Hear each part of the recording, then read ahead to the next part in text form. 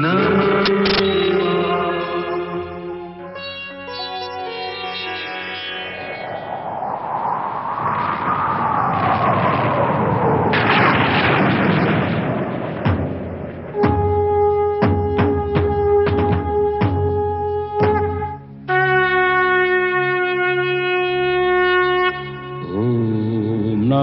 शिवाय। ओम नमः शिवाय। ओम नमः शिवाय। ओम नमः शिवाय। ओम नमः शिवाय।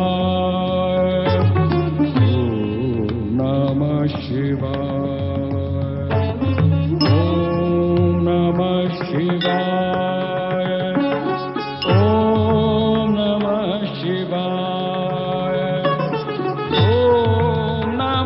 शिवाय।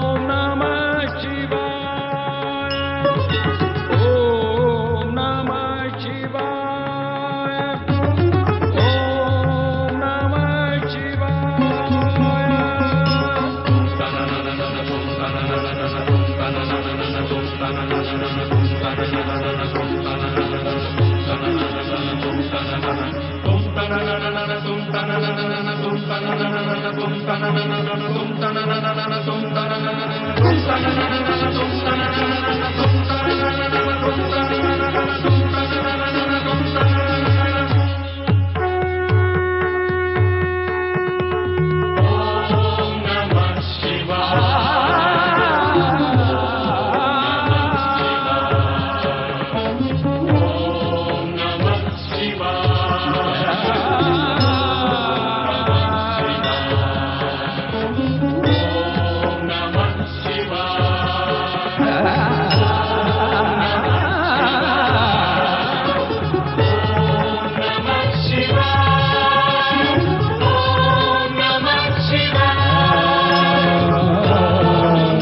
ओम नमः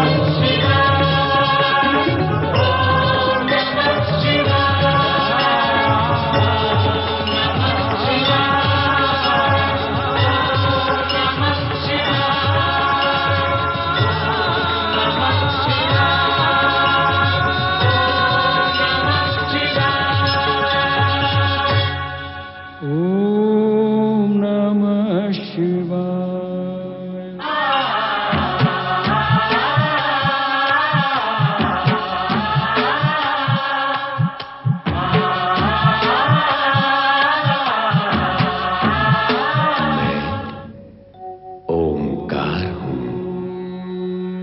प्राणी मुझे स्थूल दृष्टि से देखे तो मैं शून्य हूं, और सूक्ष्म दृष्टि से देखे तो दीर्घाकार हूं। मैं ओंकार हूं।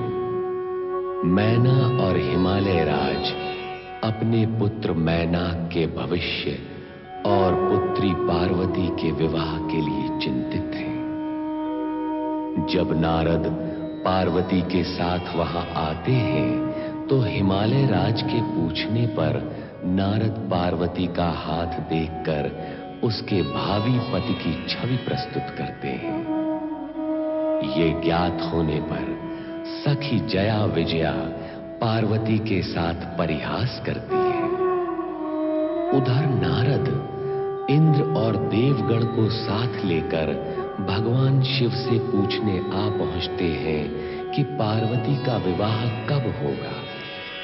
शिव सभी को प्रताड़ित करते हुए धैर्य रखने के लिए कहते हैं। गुरु गर्ग भी जब मैना से पार्वती के भावी पति के लिए शिव का नाम बताते हैं तो वे चिंतित हो जाती हैं। हिमालय राज उन्हें आश्वासन देते हैं, पर पार्वती प्रसन्न होती है। बार बार समाधि भंग होने से शिव नंदी को साथ लेकर कैलाश का त्याग करते हैं। सभी उन्हें खोजते रह जाते हैं। नंदी के पूछने पर हिमालय राज शिव जी के लिए हिमालय पर तपस्या व समाधि की सहर्ष अनुमति दे देते हैं। शिव की भांति ब्रह्मा भी ब्रह्मलोक त्याग कर वन में आ जाते हैं, पर नारद वहां भी पहुंच जाते हैं। हिमालय राज सपरिवार शिव दर्शन के लिए गंगावतरण शिखर पर जाने के लिए प्रस्थान करते हैं। हिमालय राज सपरिवार हिमगिरी शिखर पर भगवान शिव के दर्शन करते हैं। पार्वती जब भगवान शिव के समीप जाती है तो कैलाशपति की दिव्य दृष्टि पार्वती में देवी सती के रूप को देख लेती है। नहीं, सर्वथा नहीं, कदापि नहीं। इस समय हम मोह माया से सर्वथा विमुक्त हैं। तुम्हारे वियोग के पश्चात वैराग्य हमारे संपूर्ण अस्तित्व का एक भाग, एक अंग बन गया है। अब हम उस वैराग्य से दूर नहीं जाएंगे।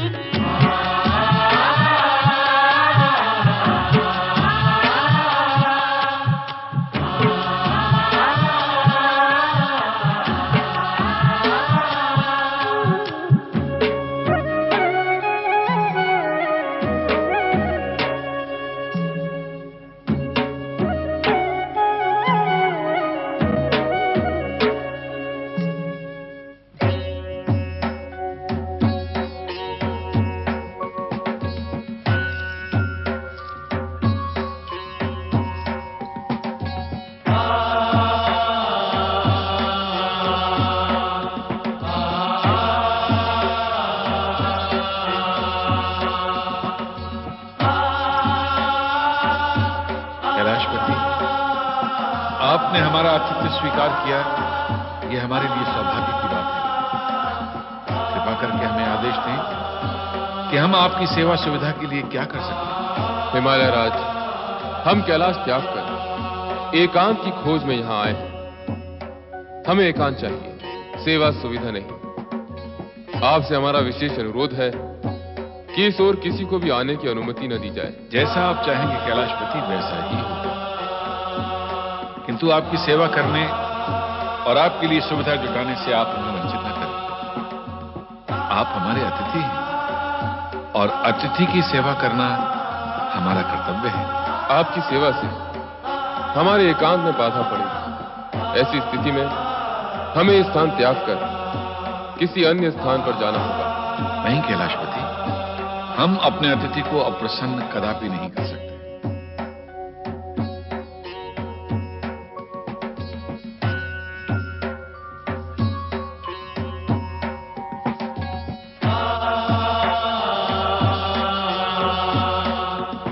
क्या मुझे यहाँ रहकर आपकी मौन आराधना का अवसर और आज्ञा प्राप्त होगी? मैं आपकी एकांत साधना में किसी प्रकार की बाधा नहीं पहुंचाऊंगी। नहीं, हमें यहाँ किसी की भी उपस्थिति स्वीकार नहीं है। किंतु मेरी उपस्थिति से आपको तनिक भी कष्ट नहीं होगा। सुने हिमालय राज, आज्ञा करें कैलाशपति। आप अपनी पुत्री को साथ ले जाना भूल गए, कृपया इन्हें भी साथ ले जाएं। आओ पुत्री पार्वती।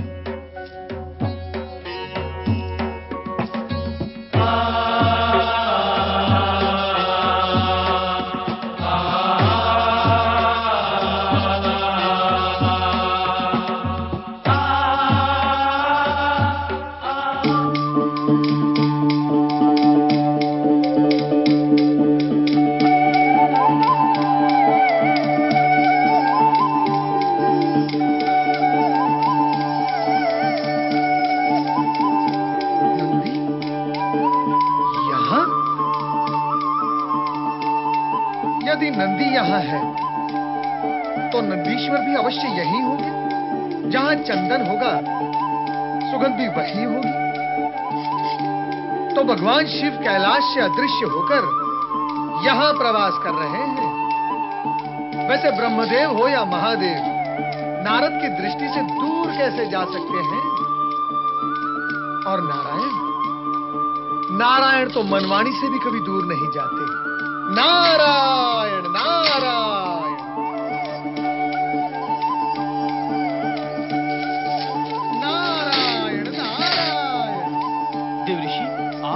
यहाँ? पर कैसे? क्यों नंदी, हमसे बचकर भाग रहे हो? मैं नहीं देवऋषि, वो तो भोलेनाथ। नंदी, तुम हो या तुम्हारे भोलेनाथ, नारद की दृष्टि से दूर नहीं जा सकते। अच्छा नंदी, हमें ये बताओ कि तुम और भोलेनाथ कैलाश से अदृश्य क्यों हो गए? ये तो भोलेनाथ ही जाने। नारायण नारायण, तुम भी तो कुछ जानते होगे नंदी। कहीं ऐसा तो नहीं कि वैराग प्रकट करने वाले भगवान भोलेनाथ के मन में अब अनुराग जाग गया हो और इसी कारणवश पार्वती का सामीप्य पाने हेतु वो यहाँ आ गए हो? ये सब मुझे कैसे ज्ञात होगा देवऋषि? तो फिर मैं पूछकर ज्ञात कर लेता हूँ ना। अरे मुझ पर कृपा करें देवऋषि, आप उस ओर ना जाएं। भगवान भोलेनाथ समाधि में लीन है, वो किसी से मिलना नहीं चाहते। मुझसे भी नहीं?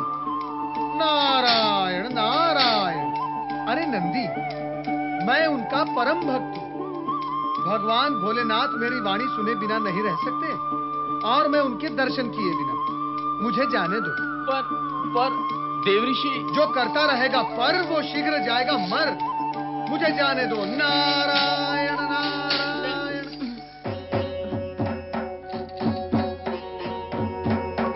ओम नमो भगवते रुद्राय।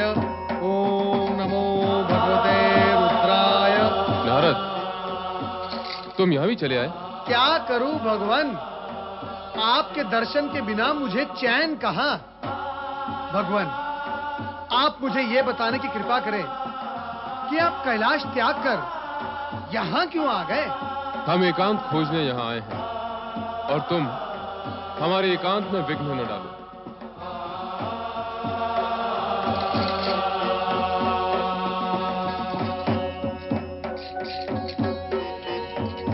नारायण नारायण। जा रहे हैं देवऋषि? हाँ नंदी, जब नारद का वश नहीं चला तो अन्य कोई यहाँ कर भी क्या सकता है? कुछ समय पूर्व हिमालय राज परिवार सहित यहाँ आए थे। परिवार? हाँ, हिमालय राज के साथ उनकी पत्नी मैना रानी, उनका पुत्र मैनाक तथा उनकी पुत्री पार्वती भी थी। अच्छा, पार्वती भी आई थी? वे सब निराश होकर लौट गए। भगवान भोलेनाथ ने जो आपसे कहा वही उन लोगों से भी कहा था कि हमें एकांत चाहिए। लगता है अब वो समय समीप आ गया है। कैसा समय देवऋषि? नंदी, शक्ति ने जिस उद्देश्य से पार्वती के रूप में जन्म लिया है उसके पूर्ण होने का समय समीप आ गया है। भगवान भोलेनाथ कितने ही प्रयत्न कर ले किंतु शक्ति को विलग नहीं रख सकते। शक्ति शिवजी के समीप आएगी, अवश्य आएगी, शीघ्र ही आएगी।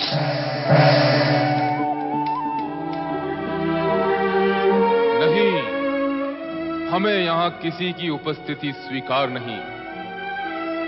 हिमालय राज, आप अपनी पुत्री को साथ ले जाना भूल गए हैं।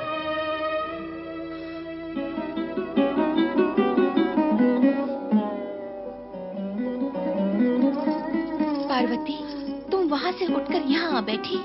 जब तुम वहाँ से यहाँ आ सकती हो तो क्या हम वहाँ से यहाँ नहीं आ सकते? क्यों तंग कर रही हो? मुझे ये सब अच्छा नहीं लगता।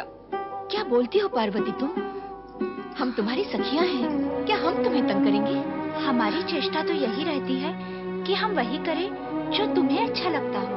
अच्छा, अब बताओ क्या हुआ था जब तुम हिमगिरी शिखर पर गई थी? क्या बताऊं? भोलेनाथ किसी को भी अपने सम्मुख देखना नहीं चाहते। उन्हें एकांत चाहिए, एकांत। इतना समझ लो पार्वती कि देवर्षि नारद जी की भविष्यवाणी के अनुसार भगवान शिव तुम्हारे पति होंगे और तुम उनकी पत्नी। विधाता के इस लेख को कोई नहीं मिटा सकता। वे भले ही तुमसे दूर रहना चाहते हो, किंतु तुम कैसे उनसे दूर रह सकती हो? तुम्हें उनके समीप जाना ही चाहिए। उनके मन में अपने प्रति अनुराग उत्पन्न करने के लिए। गई तो थी, किंतु वे रुष्ट हो गए। तुम दोनों ने भी देखा था। हो सकता है तुम्हारे पुनः जाने पर वो पुनः तुमसे रुष्ट हो जाए। तो क्या मैं बार बार जाकर उन्हें रुष्ट करती रहूं? नहीं सखी, ऐसी बात नहीं है। सत्य तो ये है कि प्रिय को प्राप्त करने के लिए प्रिय के प्रत्येक वस्तु को प्रिय मानना पड़ता है। यहाँ तक कि प्रिय के क्रोध को भी प्रिय मानना पड़ता है। वे भले ही मुझसे रुष्ट हो जाएं, मुझे अपने से दूर करने की चेष्टा करें, किंतु मैं उनके रोष को भी प्रेम मानकर उनसे मिलने अवश्य जाऊंगी, अवश्य जाऊंगी। सती का दृढ़ निश्चय उसके मन में स्थित प्रेम का प्रतीक था। ये सत्य है कि आत्मविश्वास और दृढ़ निश्चय दुर्बल मन व विचारों पर विजयी होते हैं। स्थिति इससे विपरीत होने पर प्राणी की वैसी ही दयनीय दशा हो जाती है जैसे आकाश में भटकते देवगण की हुई।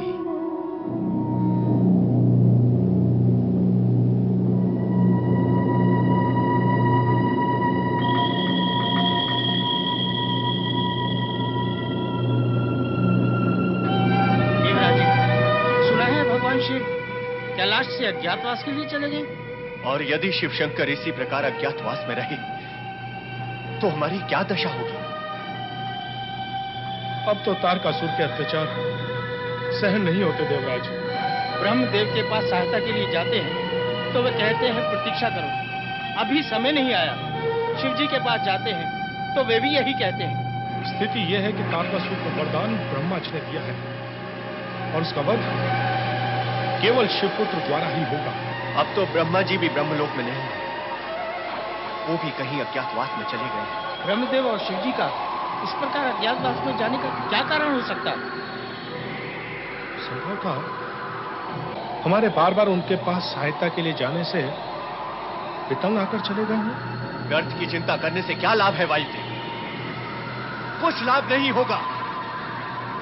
हमें सिर्फ ये विचार करना है कि इस वर्तमान कष्टमय जीवन से कैसे मुक्ति पाई जाए। देवराज, जब तक तारकासुर जीवित है हम इस कष्टमय जीवन से मुक्ति नहीं पा सकते।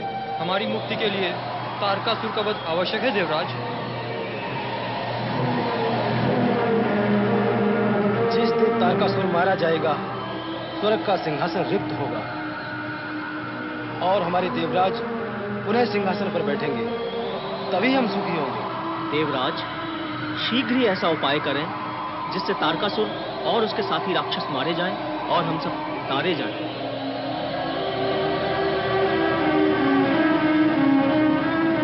क्या उपाय किया जा सकता है सूर्यदेव? ब्रह्मदेव और महादेव से मिलने की दूर दूर तक कोई संभावना नहीं। पता नहीं ब्रह्मदेव क्यों इन राक्षसों को ऐसे ऐसे वरदान दे डालते हैं जो हमें ही कष्टों के कूप में डाल देते हैं। अनेक बार ऐसा हुआ है। जब भी ब्रह्मदेव ने किसी राक्षस को वरदान दिया है उसने देवताओं पर अत्याचार अवश्य किया है। मेरा विचार है कि हमें ब्रह्मदेव का स्मरण कर उनसे प्रार्थना करनी चाहिए कि वे शीघ्र ही तारकासुर के वध की व्यवस्था करें। अरे दुष्टों, हमारे स्वामी के विरुद्ध षड्यंत्र रच रहे हो। तुम उनका वध करना चाहते हो, इससे पहले कि हम तुम्हारा वध कर देंगे।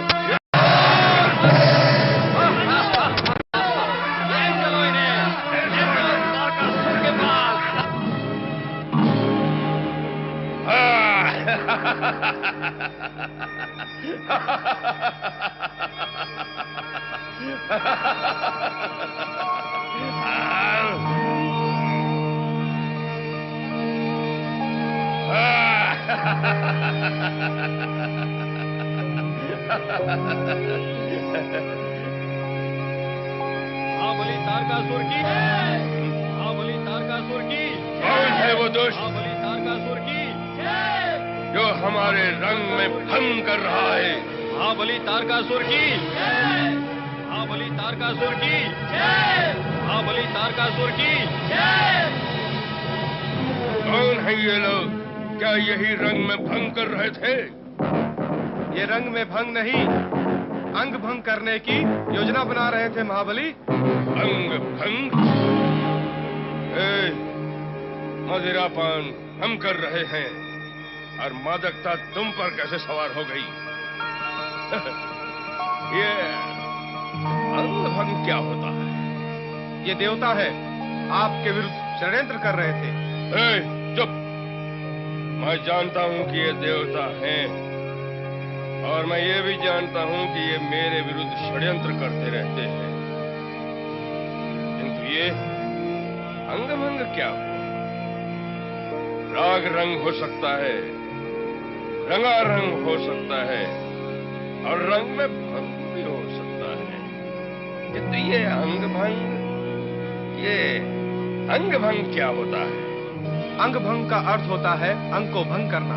ए मूर्ख, तू हमको भी अपनी तरह मूर्ख समझता है? अरे दुष्ट, सभा भंग होती है, निद्रा भंग होती है, शांति भंग होती है, नियम भी भंग हो जाते हैं, पर ये अंग भंग कैसे हो सकते हैं? दैत्यराज, यदि अंग को कड़क से काट दिया जाए तो वो भंग हो जाता है। ओ, तो ऐसा अंग भंग करने की योजना बना रहे थे ये देवता। पर किसका अंग भंग करने की? आपका महाबली। क्या ये हमारा अंग भंग करना चाहते हैं? हाँ स्वामी, अंग यदि अधिक भंग हो जाए तो इससे मृत्यु हो जाती है। इसे वध करना भी कहते हैं। अर्थात ये हमारा वध करना चाहते हैं? इसीलिए तो हम इन्हें पकड़कर आपके पास लाए हैं महाबली। हमारे प्राण लेने वालों के हम प्राण लेंगे। इन्हें मृत्यु दंड दे दो, समाप्त कर दो इन्हें। जैसी आपकी आज्ञा महाबली। तारकासुर, ये अन्याय है, घोर अन्याय। महाबली तारकासुर, ये देवता परमपिता ब्रह्मा जी के वरदान से अमर है। तुम इन्हें प्राण दंड नहीं दे सकते। यदि तुमने इन पर अत्याचार किया तो ये भगवान भोलेनाथ की शरण में चले जाएंगे। हे नारद मुनि, आज तुम इनके पक्ष में बोल रहे हो। ये शिव की शरण में चले भी गए तो मेरा क्या हित होगा? क्या कर लेंगे ये मेरा, और क्या कर लेगा इनका वो शिव? देवता कैलाश पहुंचकर शिव जी को विवाह के लिए प्रेरित करेंगे। इनकी प्रेरणा से यदि शिव जी का विवाह हो गया तो उन्हें पुत्र प्राप्ति होगी। यदि उन्हें पुत्र प्राप्ति हो गई तो तुम्हारा वध अटल है। क्योंकि परमपिता ब्रह्मा जी के वरदान के अनुसार तुम्हारा वध शिव पुत्र के हाथों निश्चित है। यदि आप अपना हित चाहते हो तो मेरी बात मान लो, इन्हें मुक्त कर दो।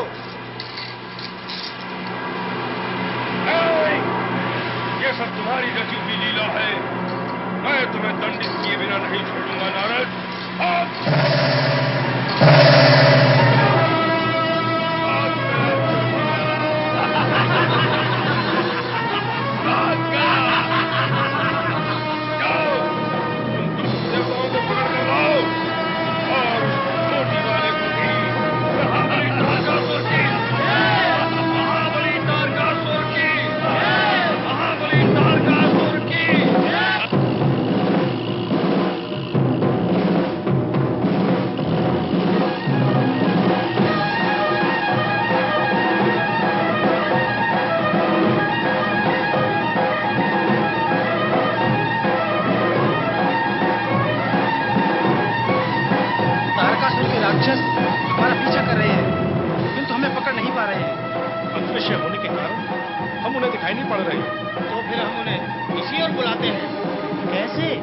देवराज इंद्र की जय और ओम नमो शिवाय बोलिए।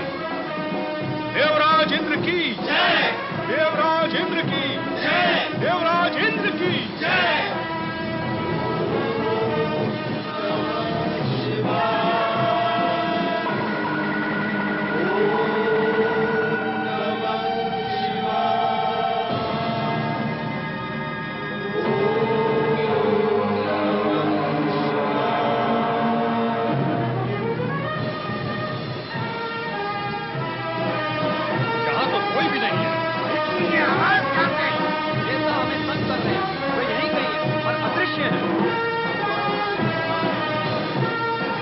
देवता पृथ्वी की ओर भाग रहे हैं। हमें भी पृथ्वी की ओर चलना चाहिए।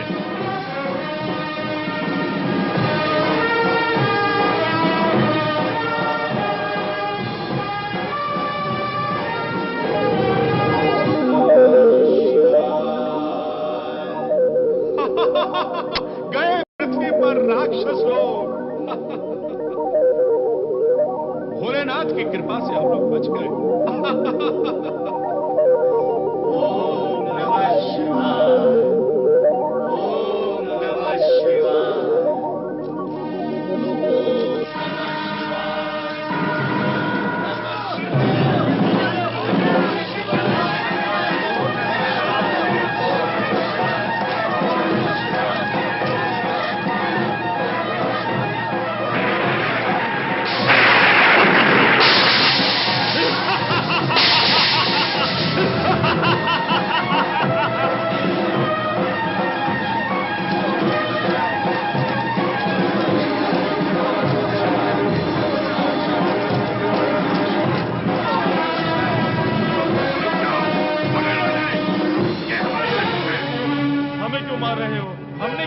राक्षस भाई हमें जानो, हमें पहचानो।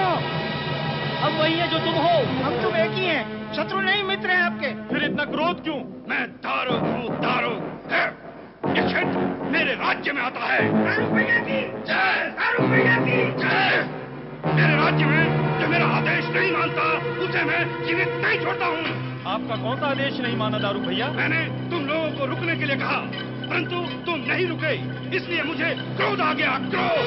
दारुक भैया, उन देवताओं के पीछे भागते हुए हमने तुम्हें देखा ही नहीं। भूल हो गई, क्षमा कर दीजिए। ठीक है, तुम कहते हो तो क्षमा कर देता हूँ, नहीं तो नहीं करता। परंतु तुम लोग कौन हो, यहाँ क्या कर रहे हो? हम स्वर्गाधिपति महाबली तारकासुर के सैनिक हैं। तारकासुर? हाँ, जिनका स्वर्ग पे राज है और जिन्होंने इंद्र को पराजित करके वहाँ राज स्थापित किया है। अरे, तुम उस तारकासुर की बात कर रहे हो? हाँ, तुम पहचानते हो उन्हें? हाँ, मैं उसे बहुत अच्छी तरह से पहचानता हूँ। बचपन में तू कबड्डी खेलते थे हम। अरे, वो तो मेरा शिष्य है। तो फिर तुम हमारे दादा गुरु हुए। अवश्य, हम तुम्हारे दादा गुरु हैं। परंतु तुम हमें ये बताओ, तुम यहाँ भगदड़ क्यों कर रहे हो? मैं तुम्हारी क्या सहायता कर सकता हूँ? उन देवताओं को पकड़ने के लिए हम उनके पीछे भाग रहे थे। देवता? इन देवताओं ने सदा राक्षस जाति को तंग किया है, परंतु मैंने उन्हें यहाँ भागते हुए नहीं देखा। वो दिखाई नहीं देते, अदृश्य होने की शक्ति होती है उन देवताओं में। बड़े दुष्ट और नीच होते हैं ये देवता, माया जाल फैलाकर हमें कष्ट पहुंचाते हैं। यदि मैंने उन्हें देख लिया होता तो दबोच लेता मैं उन्हें। वो तो तुम अब भी कर सकते हो दारुक दादा। हाँ, वो मैं अब भी कर सकता हूँ, परंतु मैं जानना चाहता हूँ तुम उनके पीछे क्यों पड़े हो? क्या बिगाड़ा है उन्होंने तुम्हारा? हमारे स्वामी महाबली तारकासुर को तंग करते रहते हैं। कैसे तंग करते हैं? देवराज इंद्र की जय बोलकर। देवराज इंद्र की जय बोलकर? ओम नमः शिवाय भी बोलते हैं। ये क्या होता है? क्या बोला तुमने? फिर से कहो। ओम नमः शिवाय। ये क्या होता है? ये मंत्र है, भगवान शिव का मंत्र है। शिव? शिव क्या होता है? देवता है, बड़े देवता है, देवताओं के भी देवता है, इसीलिए उन्हें देवादी देव कहते हैं। मुझसे भिड़ाओ उस देवताओं के देव को। ओम बोलना भूल जाएगा वो। वे ओम नहीं बोलते, वे स्वयं ही ओम है। होगा, ये सब मिलकर तुमको और तारकासुर को तंग करते हैं। देख लूंगा मैं इन सबको। पर दारुक दादा, देवता तो अदृश्य हैं, तुम्हें दिखाई नहीं देंगे। इसलिए तुम्हें जब देवराज इंद्र की जय अथवा ओम नमः शिवाय सुनाई दे तो उनकी उपस्थिति का ज्ञान हो जाएगा। ध्वनि सुनकर उन्हें पकड़ लेना और हमें सौंप देना, फिर हम उन्हें समझ लेंगे। समझ गया। तुम लोग स्वर्ग में जाओ और तारकासुर से कहना कि दारुक ने तुम्हें शुभकामनाएं भेजी हैं। अवश्य। महाबली तारकासुर की जय, महाबली तारकासुर की जय, महाबली तारकासुर की जय, महाबली तारकासुर की। तारकासुर के अज्ञानी राक्षसों और दारुक को इस सत्य का तनिक भी ज्ञान नहीं था कि सर्वेश्वर भोलेनाथ ही इस जगत के नाथ और पालनहार हैं। ओमकार अर्थात मैं तो उनके अक्षर शरीर का प्रतीक ही हूं और पंचाक्षरी मंत्र ओम नमः शिवाय इस जगत का एकमात्र कल्याणकारी मंत्र है।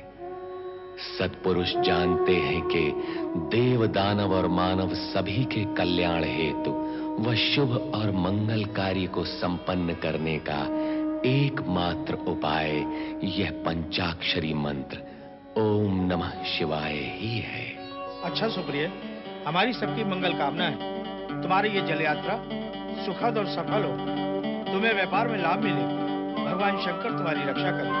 भगवान शिव की कृपा और आपके आशीर्वाद से सब ठीक ही होगा। अच्छा। ओम नमः शिवाय, ओम नमः शिवाय, ओम नमः शिवाय, ओम नमः शिवाय, ओम नमः शिवाय, ओम नमः शिवाय, ओम नमः शिवाय, ओम नमः शिवाय, ओम नमः शिवाय, ओम नमः शिवाय, ओम नमः शिवाय, ओम नमः शिवाय, ओम नमः शिवाय, ओम नमः शिवाय, ओम नमः शिवाय, ओम नमः शिवाय,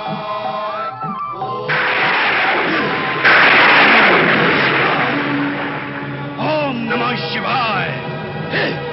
तारकासुर के सैनिक और सेनापति ने यही बताया था, यदि कोई ओम नमः शिवाय बोले उसे पकड़कर उन्हें सौंप देना।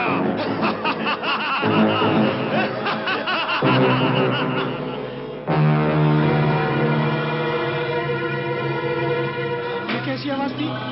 ये किसी राक्षस की आवाज। मुझे भी ऐसे ही लगता है। मुझे लग रहा है तुमने ऐसे ही सुना होगा। बैठिए बैठिए।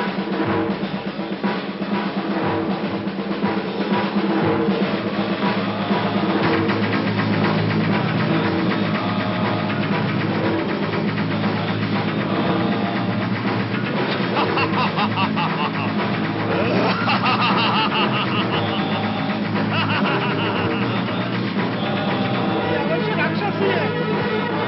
तो हमें छोड़ेंगे नहीं। अब जीवित बचना तो पड़ रही है भैया। कोई भयानक आवाज है। सुप्री भैया, सुप्री भैया, भैया। लगता है राक्षस आक्रमण करने वाले हैं। कुछ कीजिए। भयभीत होने की आवश्यकता नहीं। भगवान शिव हमारे रक्षक हैं। ये दुष्ट राक्षस हमारा कुछ भी अहित नहीं कर सकते। सब प्रेम से बोलो। ओम नमः शिवाय, ओम नमः शिवाय, ओम नमः शिवाय।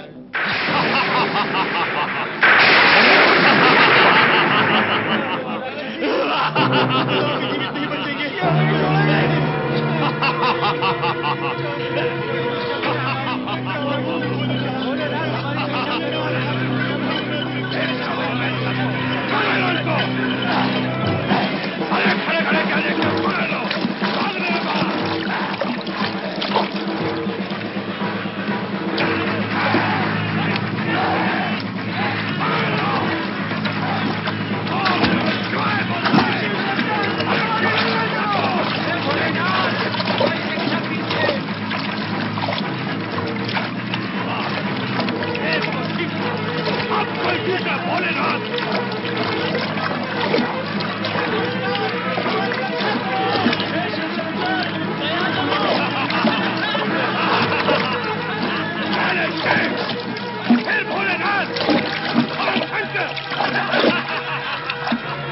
कितने बड़े देवताओं को बुलाएंगे ये छोटे मोटे देवता लोग।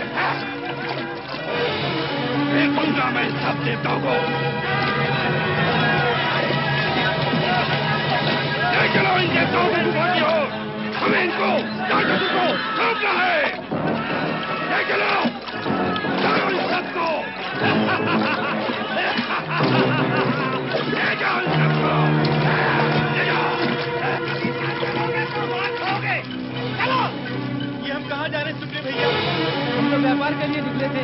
लगता नहीं कि हम जीवित बच पाएंगे। राक्षस हमें वन प्रदेश में क्या जीवित रखने के लिए ले जा रहे हैं? सुना नहीं था? बड़े राक्षस ने कहा था कि वो हमें तारकासुर को सौंपेगा। सबसे बड़ा दुख तो इस बात का है, हमने भगवान शिव की शरण ली और उनकी महिमा गाई, रक्षा के लिए उन्हें पुकारा, किंतु सब व्यर्थ गया। नहीं मित्र, भगवान की भक्ति कभी व्यर्थ नहीं होती। हो रही है, हो गई। नहीं मित्र, भगवान भी परीक्षा लेते हैं। इतनी कठोर परीक्षा कि प्राणों पर बनाए। भगवान अपने भक्तों को कष्ट और कठोरता की अग्नि में दबाकर कुंदन बनाना चाहते हैं। अरे ये क्या खुदर कर रहे हो? बंद कर दो इन्हें गुफा में।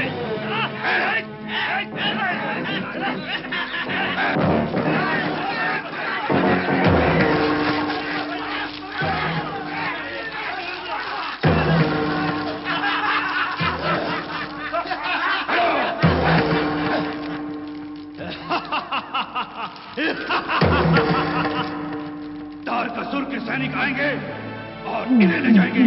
चलो इस गुफा का द्वार बंद कर लो। तो कहाँ आ गए हो? हमारे दुर्गंध के मस्तिष्क फटा जा रहा है। इन दुष्ट राक्षसों ने तो गुफा का द्वार भी बंद कर दिया। अब मृत्यु निश्चित है भाई। ये राक्षस अब हमें नहीं छोड़ेंगे। अरे मित्र, इतने निराश क्यों हो गए? मृत्यु के मुख में पहुंचने के पश्चात क्या अब भी तुम्हें जीवित रहने की आशा है? जब भगवान के नाम का स्मरण करते हो तो उस पर विश्वास करना भी सीखो। जब विश्वास नहीं है तो केवल मुंह से जाप करते रहने से कोई लाभ नहीं है। जब तुम उसे अपना मानोगे तभी वो तुम्हारी पुकार सुनेगा। पुकारा तो था सुप्रिय भैया। पुकारने के पश्चात ये दुर्दशा हुई है।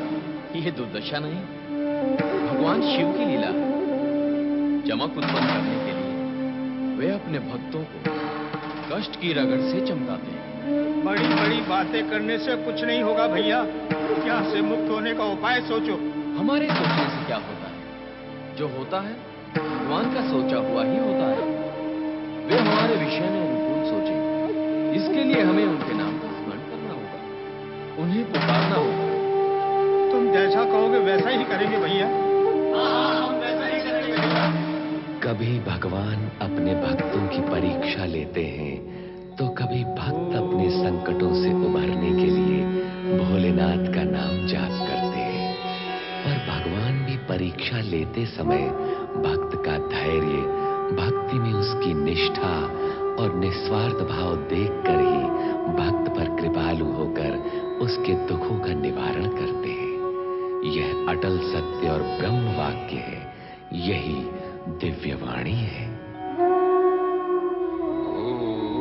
नमः शिवाय, नमः शिवाय।